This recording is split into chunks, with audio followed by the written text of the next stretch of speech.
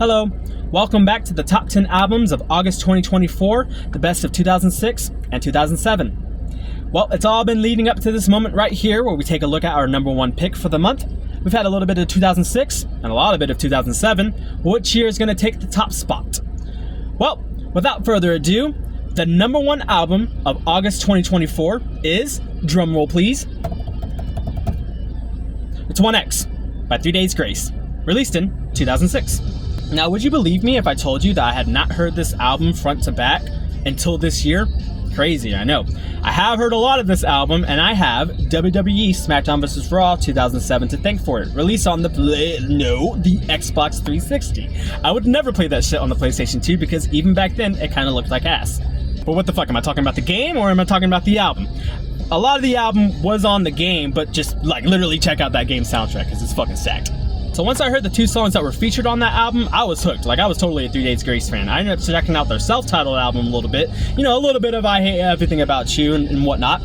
And I knew that I liked them. For sure, I knew that 3 Days Grace was my shit, but I did not take a listen to 1X until now. So, what did I think about it?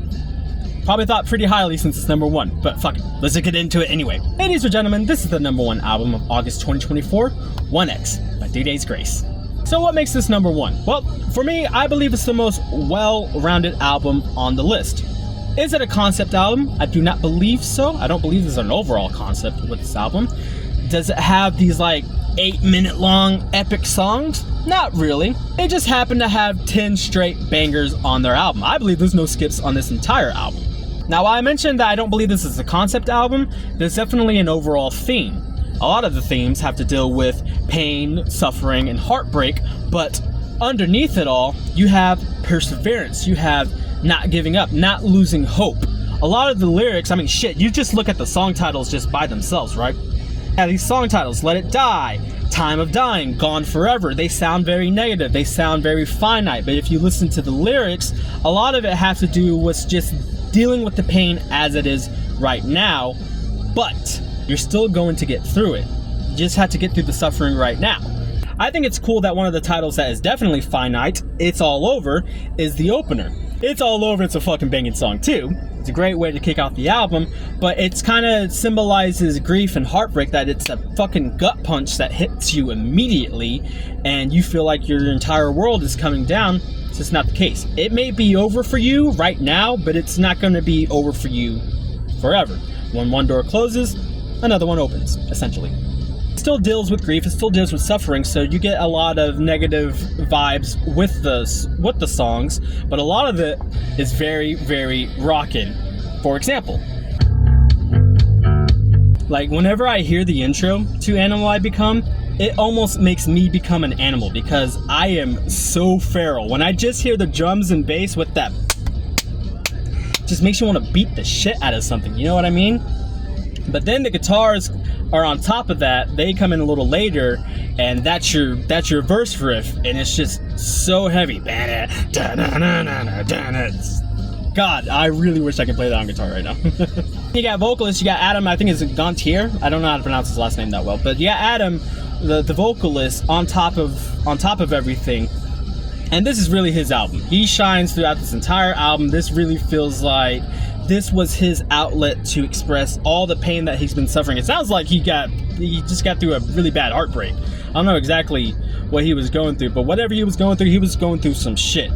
But it's not all rockin', of course. You still got tracks like It's Not Too Late, but you also got tracks like Pain, where you have a softer side. It's presented, you know, you still have some heavy elements, but for the most part, the dynamics are brought down pretty well. And with a song title like Pain, you expect the lyrics to reflect that. It harkens back to the whole, yeah, I'm suffering, but fuck it. At some point, you go through so much shit. You go through so much like pain and anger that you're just fed up. And you're like, is that all you fucking got? Just like, give me more. I can take more. Fuck it. If this is what I'm gonna go through, you might as well just go through the worst of it. Fuck it. And with songs like Pain and Never Too Late, you got these catchy choruses. Catchy choruses are just like prevalent throughout the entire album. And I really wasn't expecting that. The reason why I think this album is a no skip is because each song is so memorable to me that there's just one part, it's like, oh yeah, I know that part. And with Pain, it's the entire song. You hear the first lyrics whenever Adam starts singing, and you already got the song just queued up in your head.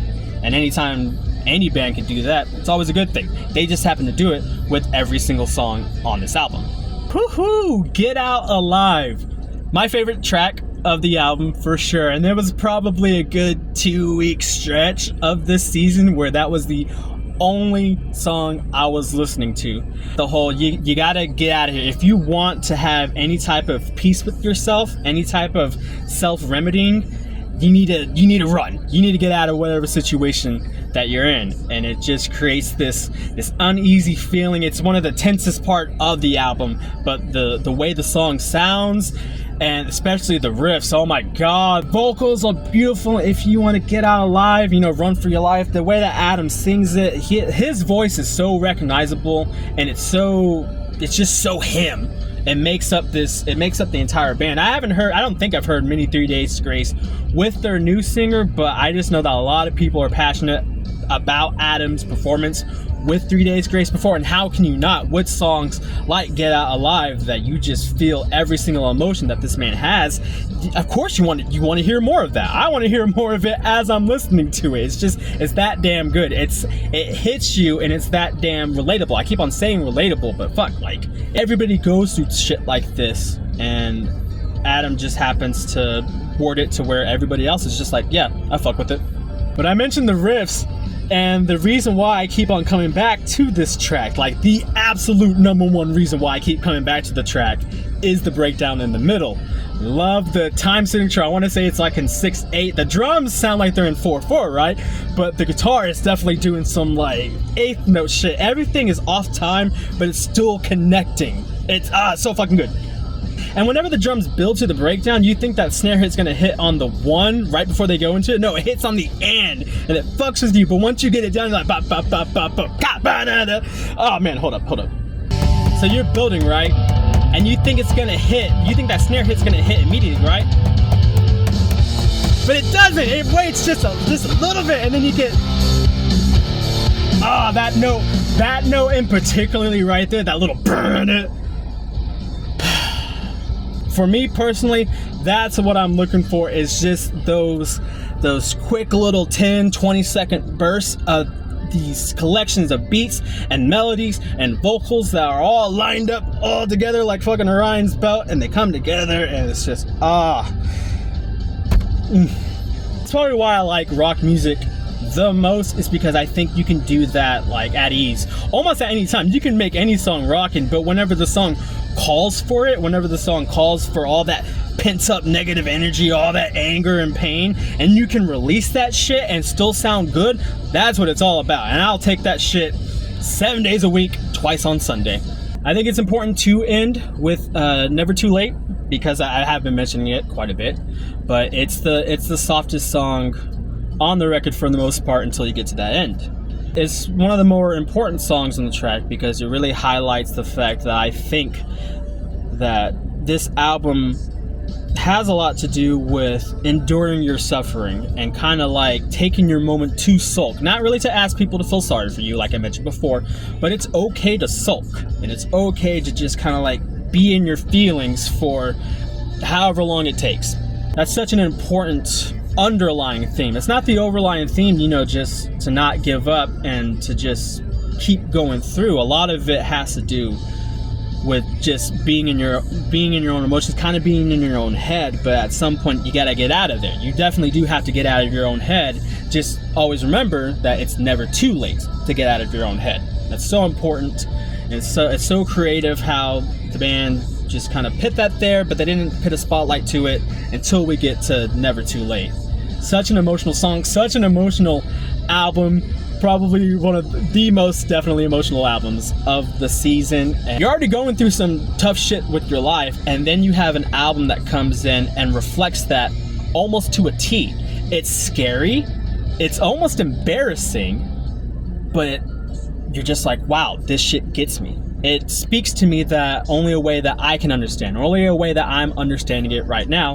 That is how I felt with 1X. That's why it's number one. And honestly, even if I wasn't going through that, because whenever I first listened to the album, things were kind of like still relatively okay. But even listening to it first time, I had this idea like, okay, this album's going to be something special because a lot of people are saying that it's special. Let's see what I think about it. And each time the track went into another one, I kept on saying to myself, okay, I get it. Okay, I get it. Okay, I get it. By the time I got to Get Out Alive, I was definitely like, oh, okay, yeah. This is probably going to be number one. And it is number one. So that was 1X by 3 Days Grace, released in 2006. I was a little bummed out by the fact that 2007 had 6 albums on this list and 2006 only had 4. I really wanted to keep it 5 and 5. But to make up for that, half of the 4 albums from 2006 are in the top 5. So, you know, who really won in this head-to-head, not head-to-head? We still got a good representation of both years, I believe, at least on the rock side. For sure, I still try to mix in as much different genres as I possibly could, with the exception of country. All right, so that was the top 10 albums of August 2024, the best of 2006 and 2007. Let me know what you think of the list. Would you place albums any differently? You know, how would you do it? Would you leave it alone? Is this perfect the way it is? Just let me know. We're going to be back next month. I forgot the actual day. It'll be on the Facebook. But next month, we're going to be taking a look at the decade of 1980 and seeing what that has to offer. It's going to be an awesome time. Very rad. I'm going to have to work on my 80s lingo. So if anybody knows some good jargon from that time, you let me know. But until then, you guys are awesome, and I appreciate everybody that has been supporting, that has been engaging. This is my hobby. This is all I have besides my family and my job, music. That's it, the holy trinity right there: work, family, and music. That's all you need in life. You know, maybe a little weed too. I'm kidding. I didn't say that. But yeah, y'all have fun, and hopefully I'll see y'all next month, and maybe this will become something. You know what I mean? I think my kid just woke up. Speaking of family, so yeah, y'all have fun and stay tuned. Thank you.